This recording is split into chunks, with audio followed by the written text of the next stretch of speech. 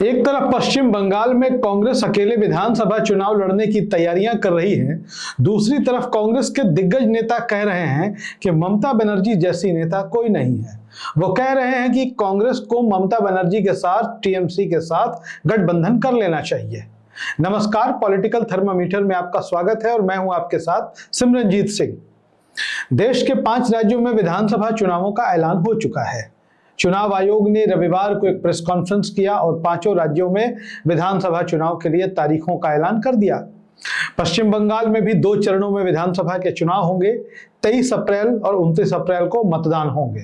ये खबर आप सब तक पहुंच गई होगी और जो सबसे बड़ी खबर निकलकर सामने आ रही है वो यह है कि पश्चिम बंगाल में तृणमूल कांग्रेस और कांग्रेस, हालांकि दोनों ही इंडिया गठबंधन के तहत ही आते हैं, लेकिन विधानसभा का चुनाव दोनों ही दल अलग अलग लड़ रहे हैं। वैसे लंबे समय से पश्चिम बंगाल में कांग्रेस का गठबंधन सीपीएम के साथ था, वाम फ्रंट के साथ था, लेकिन इस बार कांग्रेस ने इस गठबंधन को तोड़ दिया है। कांग्रेस ने अकेला चुनाव लड़ने की एकला चलो की रणनीति पश्चिम बंगाल में अपनाई है। 294 विधानसभा की सीटें हैं, सारी सीटों पर कांग्रेस चुनाव लड़ना चाहती है।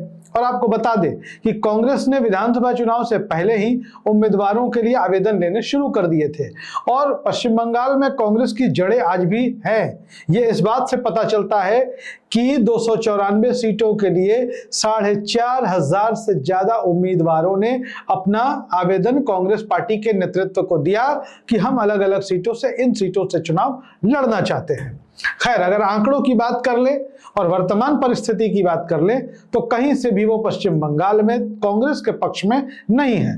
जो आज की फिजा है वो तृणमूल कांग्रेस और भारतीय जनता पार्टी के खिलाफ है और लड़ाई कांटे की दिखाई दे रही है, कांटे की लड़ाई बताई जा रही है। हालांकि जमीनी आंकड़ों को समझे तो अभी ममता बनर्जी बीजेपी से बहुत आगे है, लेकिन हमारे देश की मीडिया यह बताने में लग गई है कि बहुत कांटे की टक्कर है और बीजेपी बढ़त भी ले सकती है।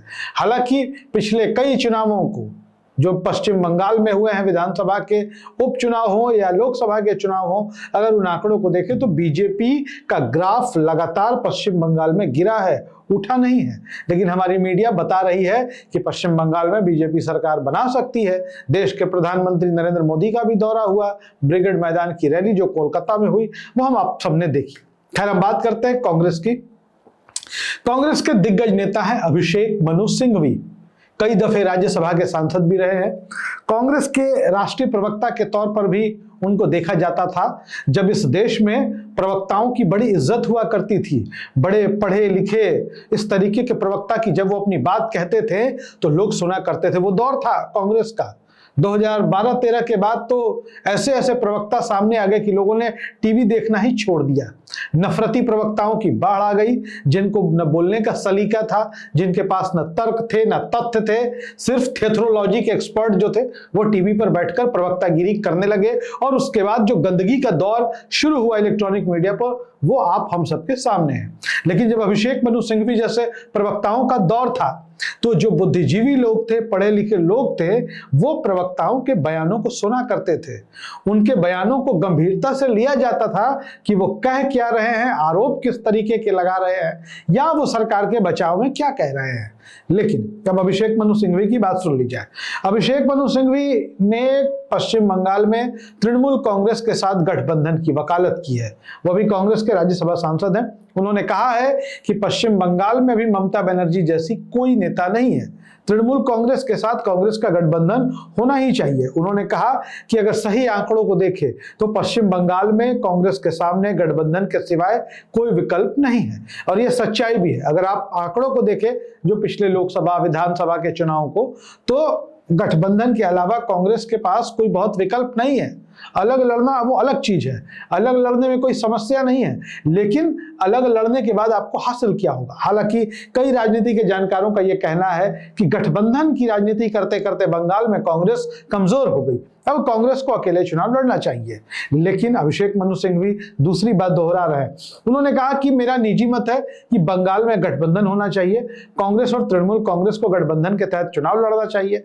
हालांकि उन्होंने यह भी कहा कि गठबंधन का फैसला वो नहीं करते, गठबंधन का फैसला कुछ ही लोग लेते हैं। कांग्रेस में 3-4 लोग ही यह फैसला लेते हैं कि अकेले चुनाव लड़ना है या गठबंधन में चुनाव लड़ना है, और ऐसे में जो 3-4 लोग उन्होंने फैसला ले लिया है कि हमें अकेले चुनाव लड़ना है।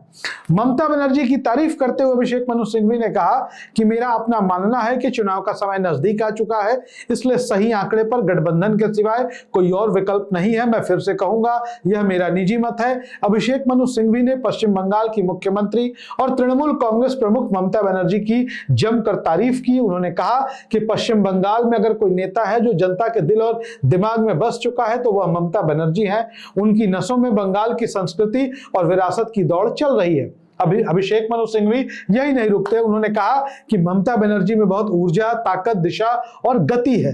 वो बंगाल की नस को समझती हैं। भारत के नेताओं में सभी को मिलाकर विशेष रूप से महिलाओं को देखे तो इनसे बेहतर राजनीति कोई नेता नहीं कर सकता है। यह कहना है कांग्रेस के दिग्गज नेता अभिषेक मनु सिंघवी का। राज्यसभा सांसद सिंघवी और देश के बड़े प्रतिष्ठित अधिवक्ता हैं। वो कह रहे हैं कि भाजपा सिर्फ एक माहौल बना रही है।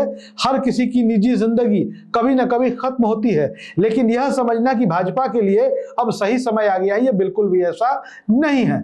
तो आप समझिए कि कांग्रेस के लिए दुविधा वाली स्थिति है। एक तरफ बंगाल में उनके कार्यकर्ता और टॉप लीडरशिप जो है वो गठबंधन नहीं करने के पक्ष में है, अकेले चुनाव लड़ने के पक्ष में है, लेकिन सिंघवी कह रहे हैं कि चुनाव मिलकर लड़ना चाहिए। आपकी क्या राय है अभिषेक मनु सिंघवी के विचारों पर? आप क्या सोचते हैं? अपनी राय कमेंट बॉक्स में जरूर लिखें। धन्यवाद।